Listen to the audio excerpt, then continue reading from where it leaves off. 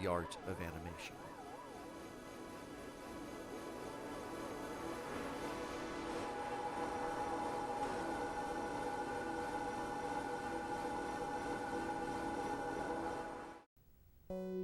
Creativity is something you need to nurture.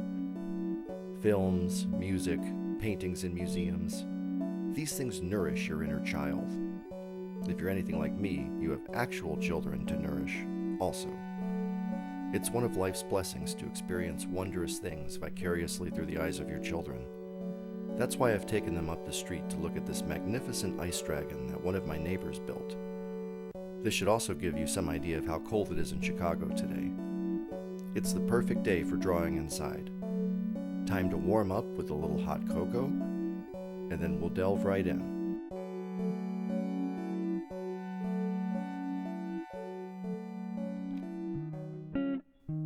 Don't let this process intimidate you. Let me be perfectly blunt.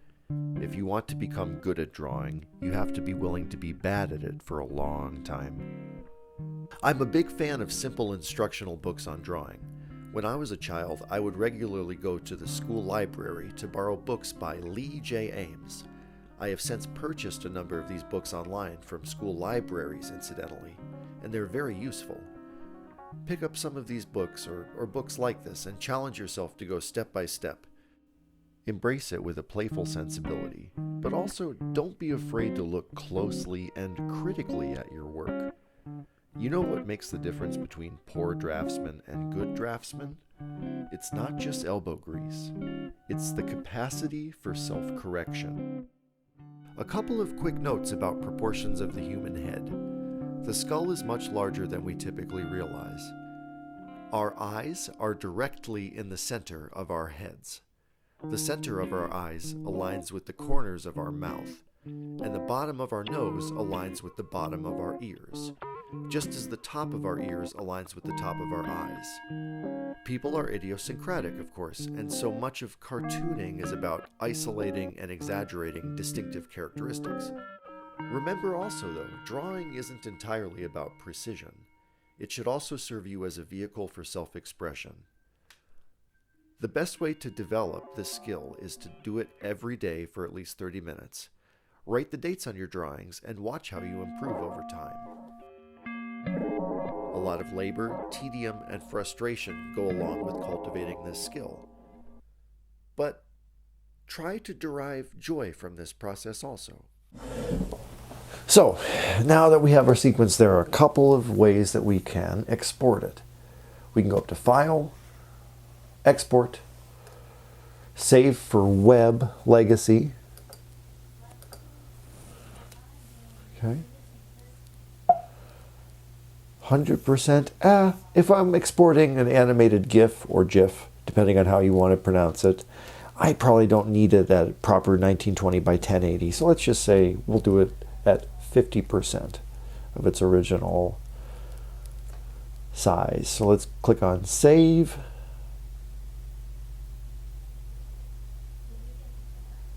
Let's make sure it's in the right place. We'll call this Bounce Test.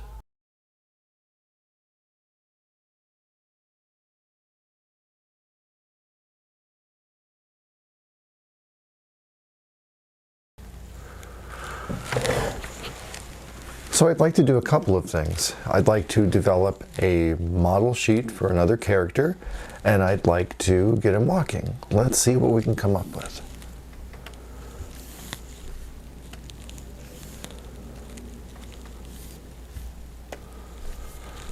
Okay, I'm going to name this layer Model Sheet. Okay. Create a folder for it too, just so that if there are any files, if there's anything I want to make global changes to, I'll be able to do that because it will all be in the same folder. Model sheet. Let's do a character with arms because we should get into arm motion and how you synchronize that. Let's make a tough guy. So if you look at the Preston Blair book, they say that the build of the tough guy character, it's sort of like a bear. Bear-like proportions. Large chest, small head, commonly sort of narrow waist, and skinny little legs. That's sort of a stylistic thing. Some people are into, some people not so into. To me, it makes me think of like George of the Jungle or something. For the purpose of this exercise, and because I think it's sort of funny, we'll give him a sort of like chimpanzee build. We'll give him big arms, okay, and we'll give him tiny little legs. And we'll make him sort of like a bully character, okay.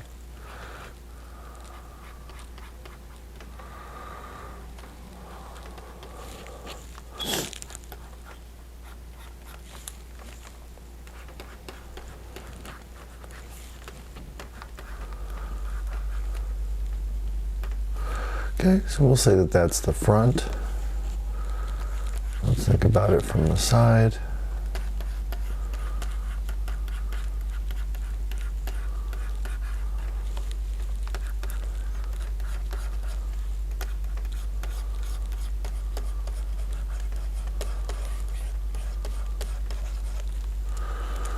And I'm just trying to get these shapes to align.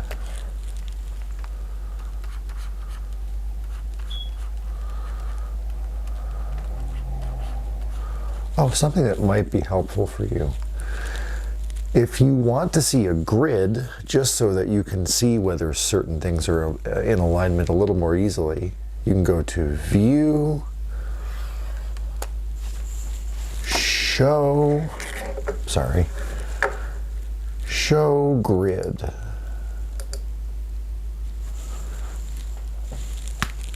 I find that personally a little distracting, so I'm not going to bother with it now. There are some cases where that's really useful, but we'll get into that later. For now, let's finish constructing our little guy here. Okay.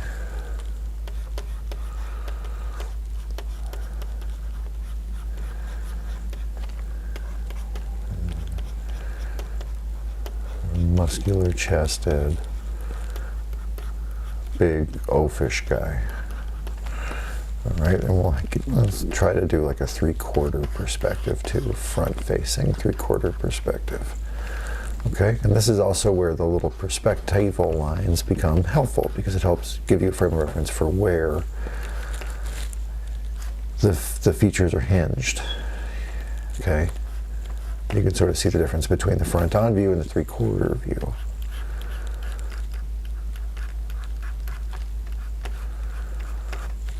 And animation ultimately is all about moving these shapes through space. So having these things, these frames of reference, and these things that help give you a sense of perspective in space are very, very critical. That's not quite aligned. Let's bring it down a little bit. Okay. 3/4 perspective, so the feet are going to be facing this way a little bit.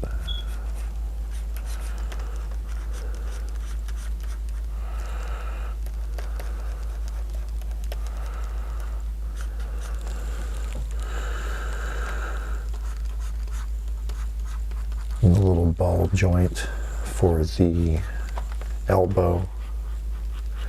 Think about the anatomy, think about limitations of the human body, how it's constructed, how our limbs interplay, and all of that. For now, I'm just going to give them little balls for hands. Oh, we'll get into hands later, actually. There's a lot we could say about hands. All right, for now, that's good. We'll get into more intricate details later. All right. I'll close that, and I'll refer to that as needed. Let's create another walk cycle. So I'm going to create another folder. I'm going to call this walk cycle. And let's just start to fill this up with layers.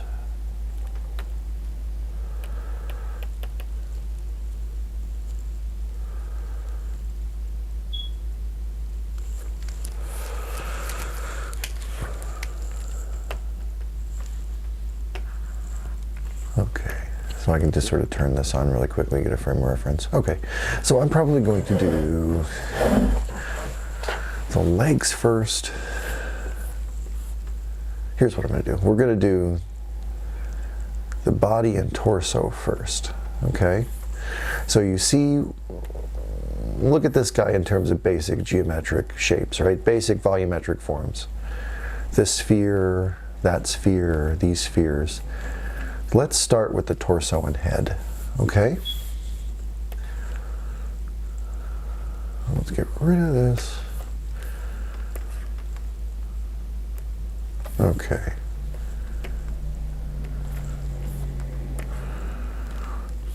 So we're going to do, make sure you give yourself plenty of room always on the top and bottom. That might be a little too large. That's why we have the history window. Same principle as the eraser. Moving backwards in time. Okay. Oh, and you know, let's give ourselves a nice little background color. I'll do it outside of these folders. I'll do it in front of the transparent layer, just to keep it independent. Walk cycles are a great academic exercise for the purpose of studying animation. We sort of can't avoid walk cycles. Mayhem in the other room. There's only so much we can do to prevent that. All right, so let's get into, I'll start with a nice blue, huh? Okay, so make it big, but proportionally small head there. Okay. Yep.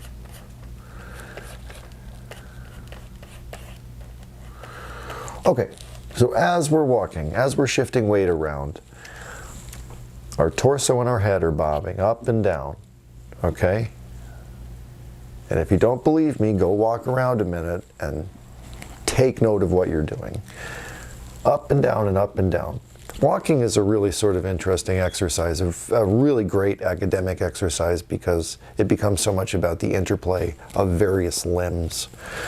And there's so many things you have to sort of time independently, but it becomes so much, so many things you have to tend to independently, but it's also always about the sort of coordination of all these independent movements. It's sort of a beautiful thing. And it gets really beautiful with spiders tangentially, because you have so many limbs. Anyway, all right, let's get into this. So we'll make another. Oh, and you know my little trick here. We'll go to the first image in the timeline. We'll click all this off.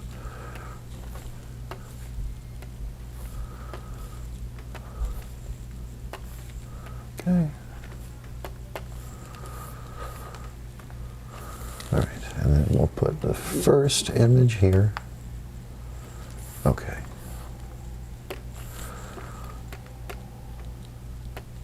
So on this third image on the timeline, I'm going to bring down the opacity.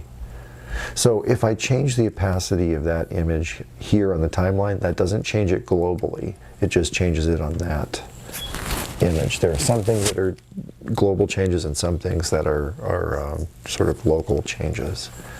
And we'll sort of unpack that as we come to various things.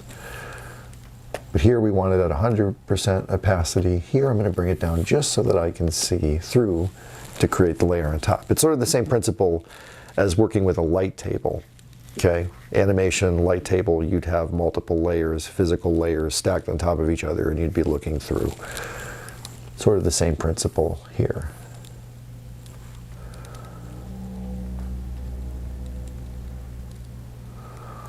So let's say that this is the position where we want to preserve the shapes.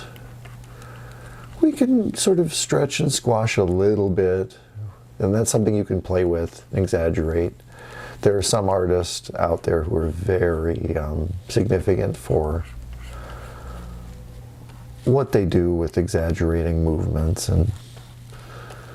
but I think for the purpose of cultivating the skill, try to be somewhat restrained. Try to keep your shapes more or less the same. Like there you can see where things are not. Here, let's fix it.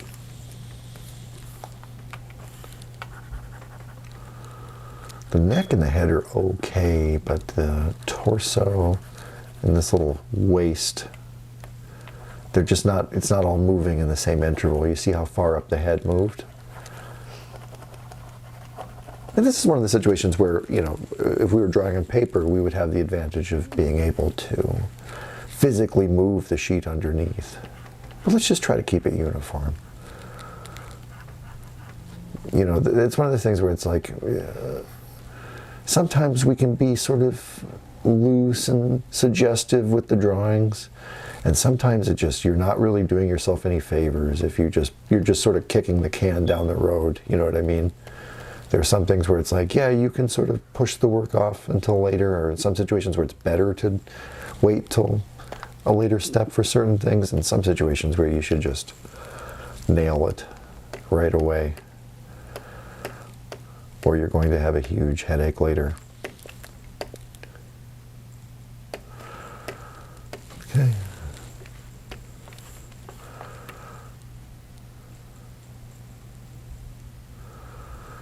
Sort of going up.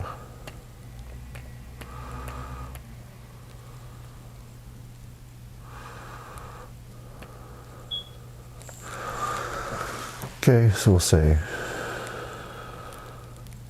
up, and then we're going to want to maybe do one that's a little bit lower than the first position, okay?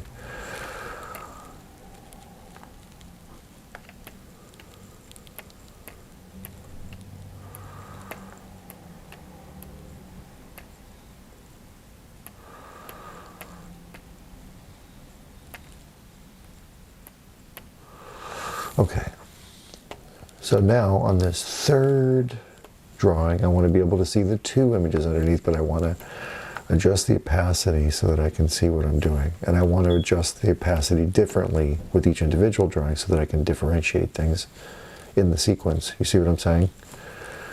So the image that's the faintest is the first one. The image that's faint but still a little clearer is the most recent one. The most vivid image is going to be the one that we make now on this third layer, okay? And we're going to bring it down a little lower than the first image. So we're just looking at these shapes and just try to pull everything down. Try to keep them the same shape, same size, and just pull them down in even intervals. Everything should be lower than it is in the first image here,